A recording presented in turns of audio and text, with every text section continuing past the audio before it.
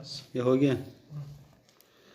بسم اللہ الرحمن الرحیم. المبحث الثالث فی الاستفہام. انشاء کے اقسام بیان کر رہے تو انشاء کے پہلے دو اقسام بیان کیا، انشاء طلبی اور غیر طلبی.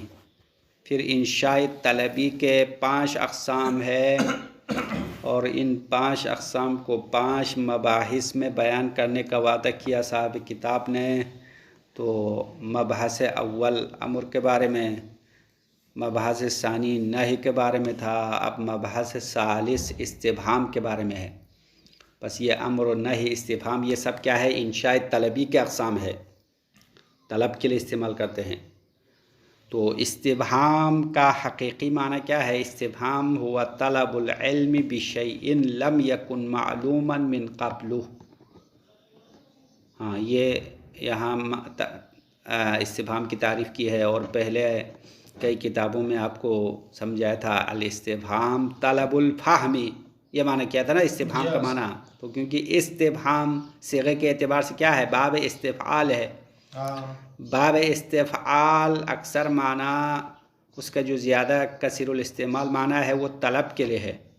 تو فہم کا معنی سمجھنا ہے، استفہام طلب الفہم کا معنی ہوگا، یعنی سمجھنے کو طلب کرنا. اور یہاں پہ عبارت تھوڑا مختلف لایا ہے، ہوا طلب العلم بشیء. استفہام کا معنی کسی چیز کے بارے میں جاننے کا مطالبہ کرے. لم یکن معلوما من قبل، کہ وہ شے پہلے سے پتہ نہ ہو، یعنی انسان کسی چیز کو نہ جانتا ہو اور اس کو جاننے کا طلب کرے، اسی کا نام استفہام ہے. اور استفہام کے ادوات بہت زیادہ ہے. کلام عرب میں بہت سارے الفاظ ہے، ادوات ہے جس کے ذریعے سے استفہام کیا جاتا ہے. مثال کے طور پر حمزہ استفہام ہے، حل استفہام ہے، ما استفہام ہے، متا ہے، ایانا ہے، کیفا ہے، اینا ہے، انا ہے، کم ہے، ایو ہے. یہاں پہ تقریباً 6-7 بتا دیا. اب ان کی تقسیم بندی استعمال کے لحاظ سے اس طرح ہے کہ حمزہ اصل ادوات استفہام ہے. یہ مغنی میں آپ نے پڑھا ہے اگر یاد ہے تو. حمزے کے بعد میں کہا نا الحمزۃ اصل ادوات الاستفہام. حمزہ استفہام تمام ادوات میں بنیاد ہے، اصل ہے، رئیس ہے، اس لیے اس کے لیے خصوصی احکام بیان کیے. یعنی یہ استفہام کے ساتھ خاص ہے نا؟ استفہام کے ساتھ تو باقی بھی خاص ہے، لیکن حمزہ کیا ہے، ادات استفہام میں بنیاد ہے، اصل ہے. اصل ہے. ہاں، باقی فرع ہے. تو جو اصل ہوگا اس کے لیے الگ احکام ہوں گے. تو حمزے کے خصوصی احکام بھی تقریباً 4-5 بتا دیا تھا اگر یاد ہے تو. اور اسی بنیاد پر حمزہ طلب تصور کے لیے بھی استعمال ہوتا ہے، طلب تصدیق کے لیے بھی استعمال ہوتا ہے. ہاں، اس کی خصوصیات میں سے ایک یہی تھا کہ حمزہ چونکہ ادات استفہام میں بنیاد ہے، اصل ہے، اس لیے حمزہ استفہام طلب تصور کے لیے بھی استعمال ہونے والا ہے، ہم طلب تصدیق کے لیے بھی استعمال ہونے والا ہے. باقی ادوات میں سے حل فقط طلب تصدیق کے لیے مخصوص ہے، اور حل کے علاوہ ما ہے، متا ہے، ایانا ہے، کیفا ہے، وہ سب طلب تصور کے لیے خاص ہے. بس ان کے درمیان حمزہ مشترکہ ہے. حمزہ طلب تصدیق کے لیے بھی ہے، طلب تصور کے لیے ہے. اب طلب تصور کیا ہے، طلب تصدیق کیا ہے؟ ہاں، یہ باتیں سمجھانا ضروری ہے. صاحب کتاب نے یہاں پہ وضاحت کی ہے. یہ باتیں مغنی اول میں بھی پڑھا تھا، لیکن وہاں پہ کتاب والے نے طلب تصور کا کیا مطلب ہے، طلب تصدیق کا کیا مطلب ہے، اس کے بارے میں وضاحت نہیں کیا تھا. یہاں جواہر البلاغہ والے آپ کو بالکل واضح طور پر سمجھا رہے کہ طلب تصور سے کیا مراد ہے. ہاں، طلب تصور کا مطلب یہ ہے کہ انسان نسبت کے بارے میں پہلے جانتا ہے، متکلم کو پہلے سے نسبت کے بارے میں پتہ ہے، اما طرف نسبت کے بارے میں جہالت ہے. طرف نسبت کا مطلب یعنی یا موضوع کے بارے میں جاہل ہے یا محمول کے بارے میں جاہل ہے. ہاں، موضوع محمول جس کی طرف سے نسبت ہو، نسبت ہے، وجود نسبت کے بارے میں جہالت نہیں ہے، نسبت کا پتہ ہے، اما نسبت کس کی طرف دیا گیا ہے اس ذات کے بارے میں جہالت ہے. یعنی موضوع محمول تو یہ تو منطق کا اصطلاح ہے نا، علم نحو میں مبتدا خبر کہتے ہیں. تو مبتدا خبر کے آپس میں نسبت ہوتی ہے، نسبت تو پہلے جانتا ہے. اما نسبت کا جو پہلی طرف ہے، یعنی پہلا حصہ ہے مبتدا، اس کے بارے میں پتہ نہیں ہے، یا خبر کے بارے میں پتہ نہیں ہے. تو کبھی مبتدا کے بارے میں جہالت ہے، اس کے بارے میں پوچھتے ہیں، کبھی خبر کے بارے میں جاہل ہے، خبر کے بارے میں پوچھتے ہیں، لیکن خبر کی نسبت مبتدا کی طرف ہونا پہلے سے معلوم ہے، اس کو کہتے ہیں طلب تصور. مثال میں آپ کو سمجھ میں آ جائے گا. ہاں، اب حمزہ طلب تصور کے لیے استعمال ہوتا ہے تو اس صورت میں کہتے ہیں کہ حمزے کے پیچھے ام استعمال ہونا چاہیے، اور ام کے بعد معادل استعمال ہوگا. معادل حمزہ بھی کہتے ہیں ام کو، اور ام کا نام ام متصلہ ہے، کیونکہ ام کے دو اقسام تھے، ام متصلہ اور ام منقطعہ. تو ام متصلہ کہاں استعمال ہوتا ہے، اس کا محل استعمال بتا رہا ہے کہ حمزہ استفہام کے بعد آئے گا. اور حمزہ کس کے لیے استعمال ہوگا، طلب تصور کے لیے استعمال ہوگا. اور اس وقت کیا کرتے ہیں، جواب میں تعیین کے ساتھ جواب دینا ہوگا، تعیین کے ساتھ. اب اس کی مثال بھی آپ کے سامنے ہم لکھ کے سمجھائیں گے، ورنہ باتیں مبہم ہو گئی ہے. مثال کسی نے اس طرح سوال کیا، ازید فی الدار ام عمرو. یہ طلب تصور کی مثال ہے. ازید فی الدار ام عمرو، کیا گھر میں زید ہے یا عمرو ہے؟ تو گھر میں کوئی ہونا تو پتہ ہے نا، نسبت تو پہلے سے پتہ ہے. اما گھر میں کون ہے وہ پتہ نہیں ہے، موضوع پتہ نہیں ہے. گھر میں کوئی بندہ ضرور ہے، لیکن زید ہونا یا عمرو ہونا پتہ نہیں ہے. تو یہ حمزہ طلب تصور کے لیے استعمال ہوا ہے، یعنی ابھی سمجھنا چاہتا ہے کہ گھر میں کون ہے، گھر میں کوئی ہے یا نہیں ہے. یہ نہیں پوچھ رہا ہے، سوال اس طرح نہیں ہے کہ گھر میں کوئی ہے یا نہیں ہے، اس طرح نہیں پوچھتے ہیں، بلکہ کہتے ہیں گھر میں کون ہے. گھر میں کون ہے کا مطلب یعنی اس کو پہلے سے پتہ ہے گھر میں کوئی ہے ضرور، لیکن کون ہے پتہ نہیں ہے.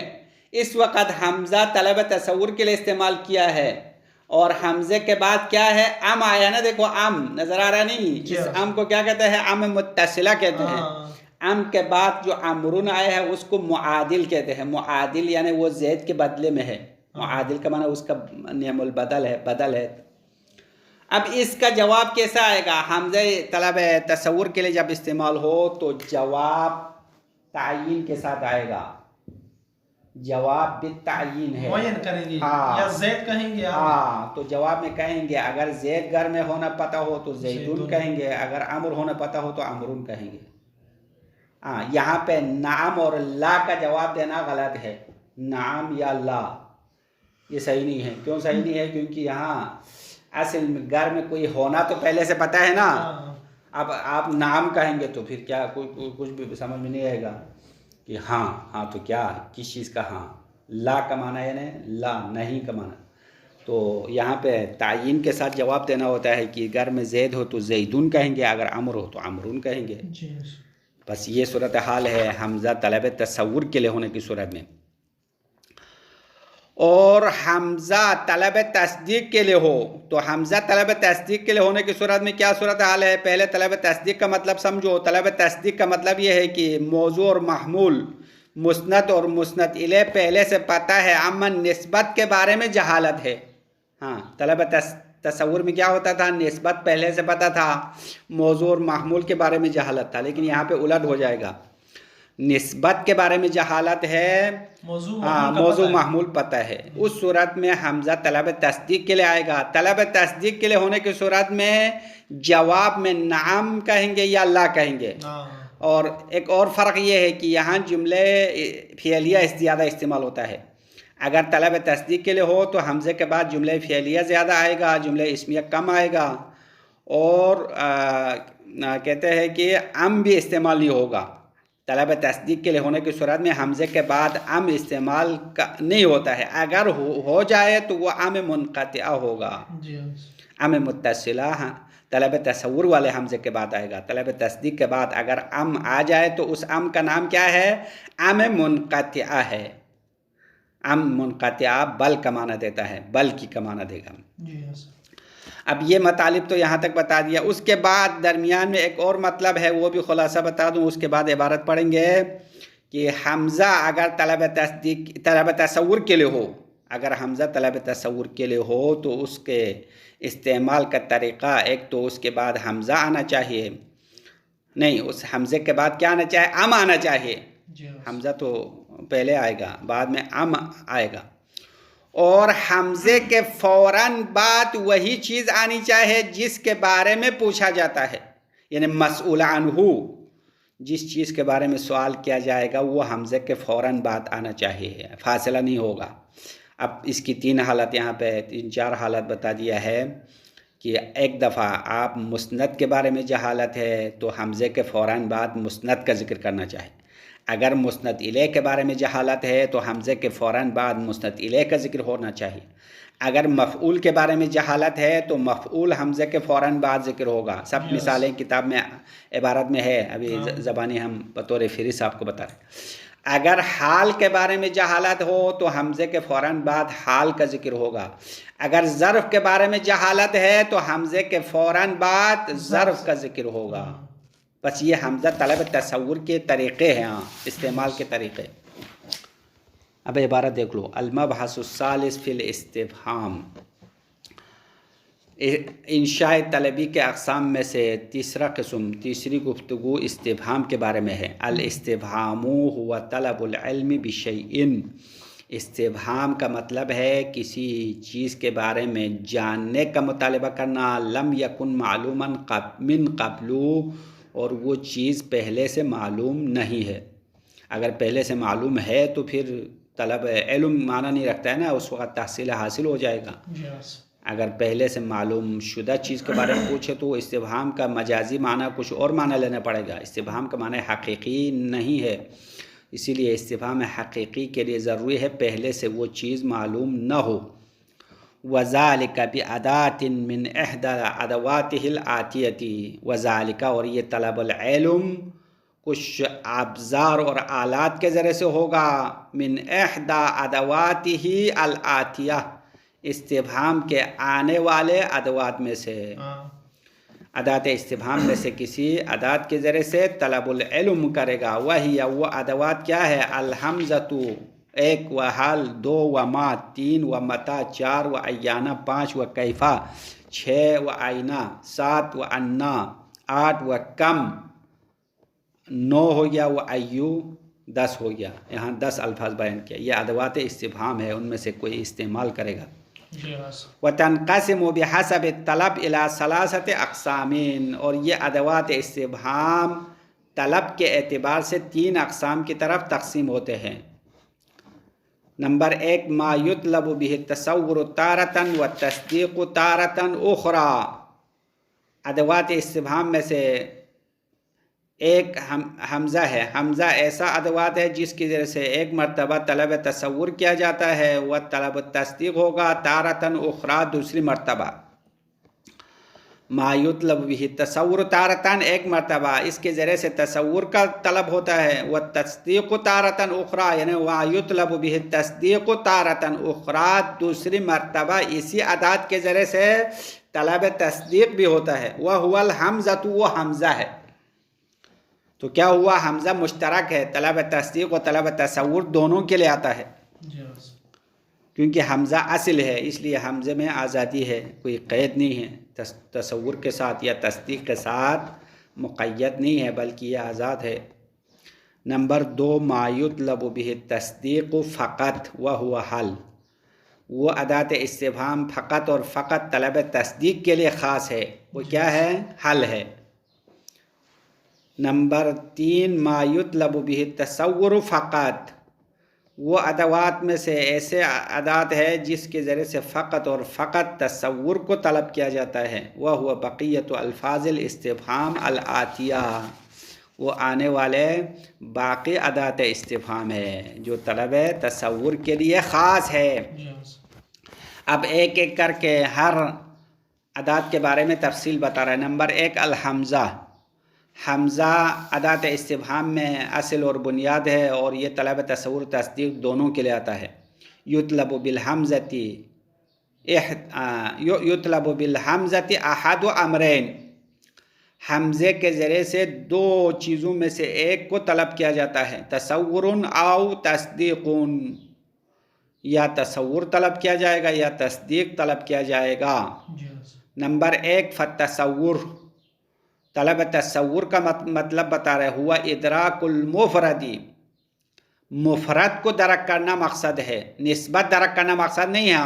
مفرد کا مطلب یا مسند کو درک کرنا چاہتا ہے یا مسند الیہ کو یا حال کو یا مفعول کو، یعنی کسی مفرد کو سمجھنا مقصد ہے. نہ ہو علی مسافر ام سعید. مثال دیا کیا علی سفر کرنے والا ہے یا سعید سفر کرنے والا ہے. تعتقد ان السفر حصل من احدهما. آپ عقیدہ رکھتے ہو کہ سفر ان دونوں میں سے کسی ایک سے حاصل ہو گیا ہے. یعنی سفر تو کسی نے کیا ہے، سفر کرنے کے بارے میں سوال نہیں ہے، بلکہ کیا ہے سفر کرنے والا کون ہے. ولیکن تطلب تعیینہ یا تطلب تعیینہ. لیکن آپ اس سفر کرنے والے کو معین کرنا چاہتے ہو. وَلِذَا يُجَابُ بِهِ بِالتَّعْيِينِ. اسی لیے اس استفہام کے دوران تعیین کے ذریعے سے جواب دیا جائے گا. فَيُقَالُ سَعِيدٌ مثلا. اوپر والی مثال میں سعید نے سفر کیا ہو تو کیا کہیں گے؟ سعیدٌ کہیں گے. اگر علی نے سفر کیا ہو تو کیا کہیں گے؟ علیٌ کہیں گے. علیٌ سافر کہیں گے یا علیٌ مسافر. جواب اس طرح دے گا. وحکم الحمزۃ التی لطلب التصور ان یلیھا المسئول عنہ بہا. اور اس حمزے کا حکم جو طلب تصور کے لیے ہے، اس کا حکم یہ ہے کہ اس کے پیچھے آ جائے المسئول عنہ، وہ چیز جس کے بارے میں پوچھا جاتا ہے. سوال کیا جاتا ہے. بہا اس ادات کے ذریعے سے جس چیز کے بارے میں پوچھا جاتا ہے وہی چیز حمزے کے فوراً بعد آنا چاہیے. سواء اکان مسندًا الیہ. اب برابر ہے جس چیز کے بارے میں پوچھا جاتا ہے وہ مسند الیہ ہو تو مسند الیہ حمزے کے پیچھے آئے گا. نہ ہو انت فعلت ھذا ام یوسف. کیا آپ نے یہ کام کیا یا یوسف نے یہ کام کیا. تو یہاں کام کے بارے میں نہیں پوچھ رہا ہے بلکہ کام کے کرنے والے کے بارے میں پوچھ رہا ہے نا. تو کام کرنے والا کون ہے، آپ ہو یا یوسف ہے. تو حمزے کے پیچھے کیا آیا؟ انت. انت جو ہے مسند الیہ ہے، حمزے کے فوراً بعد آیا. ام مسندن یا جس کے بارے میں پوچھا جاتا ہے وہ مسند ہو. نہ ہو اراغب انت عن الامر ام راغب فیہ. کیا تم اس کام سے روگردانی کرنے والے ہو یا اس کام میں رغبت رکھنے والا ہو. کیونکہ یہ مادہ رغبہ اگر ان سے متعدی ہو تو روگردانی کا معنی ہے منہ پھیرنا. اگر فی سے متعدی ہو تو کیا ہے؟ شوق رکھنے کا معنی ہے. وہ مشہور حدیث ہے نا نکاح کے بارے میں، النکاح سنتی ومن رغب عن سنتی فلیس منی. پیغمبر نے فرمایا نکاح میری سنت ہے، جو نکاح سے روگردانی کرے گا فلیس منی، وہ مجھ سے نہیں ہے. اب یہاں راغبہ کس سے متعدی ہو گیا؟ ان سے متعدی ہو گیا. تو ان کا مطلب کیا ہوگا؟ یعنی اس چیز سے منہ پھیرنا. اگر فی سے متعدی ہو تو رغبت اور شوق رکھنے کا معنی ہے. اب اس مثال میں پوچھنے والا یہ پوچھنا چاہتا ہے کہ آپ اس کام کے بارے میں رغبت رکھنے والا ہو یا اس کام سے روگردان ہو. وعلیکم السلام. اراغب انت عن الامر، کیا اس کام سے اس امر سے روگردان ہو یا ام راغب فیہ. مفعول کی مثال ام مفعولا، یعنی حمزے کے بعد مسئول عنہ مفعول واقع ہو جائے. نہ ہو یا تقصد ام سعیدان. آپ مجھے ارادہ کرتے ہو یا سعید کو چاہتے ہو. بس یہاں پہ مفعول مراد ہے. سعید آپ کا مقصد ہے یا میں آپ کا مقصد ہے؟ میں آپ کا مقصد اصلی ہے، مجھے چاہتے ہو یا سعید کو چاہتے ہو، یہ بتاؤ. تو جواب میں معین کرنا پڑے گا نا. ہاں.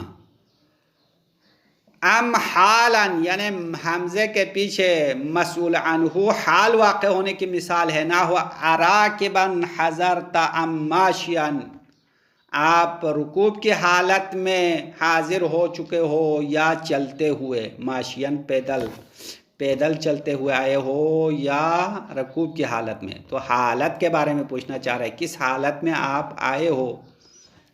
ام ظرفن یا حمزے کے بعد مسئول عنہ ظرف واقع ہوگا، یعنی ظرف کے بارے میں پوچھنا چاہتے ہیں. نہ ہوا ایوم الخمیس قدمت ام یوم الجمعۃ، کیا جمعرات کے دن آپ آئے ہیں یا جمعے کے دن آئے ہو. بس یہاں پہ آنے کے بارے میں نہیں پوچھا جائے گا، بلکہ آنے کے دن کے بارے میں پوچھا جائے گا. بھائی کس دن آیا، جمعے کے دن آیا یا جمعرات کے دن آیا. بس ان تمام صورتوں میں حمزے کے پیچھے وہی مسئول عنہ واقع ہوا جس کے بارے میں پوچھنا چاہتے ہو. وَيُذْكَرُ الْمَسْئُولُ عَنْهُ بِالتَّصَوُّرِ بَعْدَ الْحَمْزَةِ، اور مسئول عنہ کو طلب تصور میں حمزے کے بعد ذکر کیا جائے گا. وَيَكُونُ لَهُ مُعَادِلٌ، اور اس مسئول عنہ کے لیے کوئی معادل بھی ہوگا، بدل بھی ہوگا. یذکر بعد ام غالباً، اور وہ معادل غالباً ام کے بعد ذکر ہوگا. وتسمى متصلۃً، اور اس ام کا نام ام متصلہ ہے. وقد یستغنى عن ذکر المعادل، کبھی معادل کے ذکر کرنے سے بے نیاز ہوتا ہے. نہ ہوا انت فعلت هذا بآلہتنا یا ابراہیم. اب اس آیت میں، یہ قرآن کی آیت ہاں، کہ بت پرستوں نے حضرت ابراہیم سے پوچھا کیا آپ نے یہ کام کیا ہمارے خداؤں کے ساتھ یا ابراہیم، یہ ابراہیم. بس یہاں پہ حمزہ طلب تصور کے لیے ہے، فاعل کے بارے میں پوچھ رہا ہے. اس کام کو، اس سلوک کو کس نے کیا، کیا تم نے کیا یا کسی اور نے کیا. تو حمزہ کے بعد ام تو ہونا چاہیے تھا نا. مثلا انت فعلت هذا ام غیرک، مثلا اس طرح کہنا چاہیے کہ یہ ہمارے خداؤں کے ساتھ جو برا سلوک کیا ہے یا آپ نے کیا ہے یا کسی اور نے کیا ہے. لیکن یہاں تو آیت میں ام ذکر نہیں کیا، ام ذکر کرنے کی ضرورت نہیں تھی. معادل کی وجہ سے معادل نہیں ہے نا، معادل ذکر نہیں کیا، بے نیاز ہو گیا ہے. وقد یستغنى عن ذکر المعادل، معادل ذکر کرنے سے بے نیاز ہو گیا کیونکہ معنی واضح ہے، روشن ہے. معادل موجود ہے، تقدیر میں ہے اصل میں. ہاں، تقدیر میں کیا ہونا چاہے، انت فعلت هذا ام غیرک، اس طرح ہونا چاہے نا، کہ آپ نے یہ ہمارے خداؤں کے ساتھ کیا ہے یا کسی اور نے یہ کام کیا ہے. نمبر 2 طلب تصدیق ہے. وَهُوَ إِدْرَاكُ وُقُوعِ نِسْبَةٍ تَامَّةٍ بَيْنَ الْمُسْنَدِ وَالْمُسْنَدِ إِلَيْهِ. تو طلب تصور کی وضاحت ہو گئی، مثالیں بھی دے دی گئی ہے. اب طلب تصدیق کی وضاحت کرنا پڑے گا اور اس کی مثالیں بھی دے دے. حال تک لانا ہے نا، حال تک ہمارا بارڈر ہوگا. ٹائم تھوڑا زیادہ بھی ہوگا، کوئی مسئلہ نہیں، ابھی تک 25 منٹ بھی نہیں ہوا ہے. طلب تصدیق ہوا ادراک وقوع نسبت تامہ بین المسند والمسند الیہ، مسند مستند الیہ کے درمیان نسبت تامہ کے واقع ہونے کو درک کرنا ہے، نسبت کو سمجھنا مقصد ہے. او عدم وقوعها، یا نسبت واقع نہ ہونے کو سمجھنا مقصد ہے. بحیث یکون المتکلم خالی الذہن، اس طریقے سے کہ متکلم کا ذہن بالکل خالی ہے. مما استبہم عنہ فی جملتہ، اپنے جملے میں جس کے بارے میں پوچھا گیا ہے اس کے بارے میں اس کا ذہن پہلے سے خالی ہے. مصدقا للجواب، اور در حالے کہ جواب میں تصدیق چاہتا ہے. یعنی متکلم پوچھنے والا مخاطب سے تصدیق کرنا چاہ رہا ہے، تصدیق کرانا چاہ رہا ہے. اثباتاً بنعم او نفیاً بلا، اگر مثبت میں تصدیق ہو تو نعم کے ذریعے سے تصدیق چاہتا ہے، اگر نفی میں تصدیق کرنا ہو تو لا کے ذریعے سے تصدیق کرنا چاہ رہا ہے، تصدیق کرانا چاہتا ہے، کرنا نہیں، کرانا. کیونکہ متکلم مخاطب سے تصدیق کرانا یا کروانا کہتے ہیں نا، یہ مضاف کا معنی ہوگا، فعل متعدی کا معنی کرو. تو متکلم کے ذہن میں اس نسبت کے بارے میں کچھ نہیں ہے، بس متکلم کیا چاہ رہا ہے، مخاطب سے اپنی بات کی تصدیق کرانا چاہتا ہے کہ یا نعم کے ذریعے سے یا اللہ کے ذریعے سے. وحمزۃ الاستفہام تدل علی التصدیق اذا ارید بها النسبۃ، اور حمزہ استفہام تصدیق پر دلالت کرتا ہے اگر اس سے مراد نسبت ہو. ویکثر التصدیق فی الجمل الفعلیہ، اور طلب تصدیق زیادہ تر جملے فعلیہ میں ہوتا ہے. کا قول کا، جیسے کہ آپ کا کہنا ہے احضر الامیر، کیا امیر حاضر ہوا؟ تو جواب میں کیا کہیں گے؟ نعم کہیں گے. اگر حاضر ہوا ہے، نہیں ہوا تو لا کہیں گے. ہاں، نعم اس بات میں، لا نفی میں. تستفہم عن ثبوت النسبت و نفیہا، بس حضر الامیر یہ جملہ ہے، اس جملے سے آپ کیا چاہتے ہیں؟ آپ نسبت کے ثابت ہونے کے بارے میں پوچھنا چاہتے ہیں یا نسبت کے نفی ہونے کے بارے میں پوچھنا چاہتے ہیں؟ تستفہم عن ثبوت النسبہ و نفیہا، نسبت کے ثبوت کے بارے میں آپ پوچھتے ہو یا نفی کے بارے میں پوچھتے ہو. وفی هذه الحالہ یجاب بلفظ نعم او لا، اس حالت میں جواب دیا جائے گا یا لفظ نعم کے ذریعے سے اگر ثبوت نسبت ہو، اگر نفی نسبت ہو تو لا ہوگا. ویقل التصدیق فی الجمل الاسمیہ، جملہ اسمیہ میں تصدیق کم ہے، جملہ فعلیہ میں زیادہ ہے، جملہ اسمیہ میں کم ہے. نا مثال دیتے ہیں نا، علی مسافر، کیا علی مسافر ہے؟ تو یہ ہاں، تو اگر ہے تو نعم کہیں گے، نہیں ہو تو لا کہیں گے. وَيَمْتَنِعُ أَن يُذْكَرَ مَعَ حَمْزَةِ التَّصْدِيقِ مُعَادِلٌ، حمزہ تصدیق کے ساتھ معادل کا ذکر کرنا منع ہے. یہ تو طلب تصور میں معادل ہونا چاہیے تھا، یہاں پہ نہیں ہونا چاہیے. کما مصلہ، جیسا کہ مثال دیا گیا، ان مثالوں میں حمزہ کے پیچھے کوئی ام نہیں لایا. دیکھو، ام علی مسافر، اس طرح نہیں کہا علی مسافر کہہ کر جملہ ختم ہو گیا، حضر الامیر کہہ کر جملہ ختم کیا. فَإِن جَاءَتْ أَمْ بَعْدَهَا قُدِّرَتْ مُنْقَطِعَةً، اگر حمزہ تصدیق کے بعد ام آ جائے تو اس کو ام منقطعہ فرض کیا جائے گا. وَتَكُونُ بِمَعْنَى بَل، تو ام منقطعہ کس معنی میں آئے گا؟ بل کے معنی میں آئے گا. فَتَدُلُّ عَلَىٰ اسْتِئْنَافِ الْكَلَامِ بَعْدَهَا، تو ام منقطعہ اپنے بعد نئے کلام کے آغاز ہونے پر دلالت کرے گا، یعنی ام منقطعہ کے بعد نئے کلام شروع ہوتا ہے. مثال دیتے ہیں، دو مثالیں پھر بات ختم.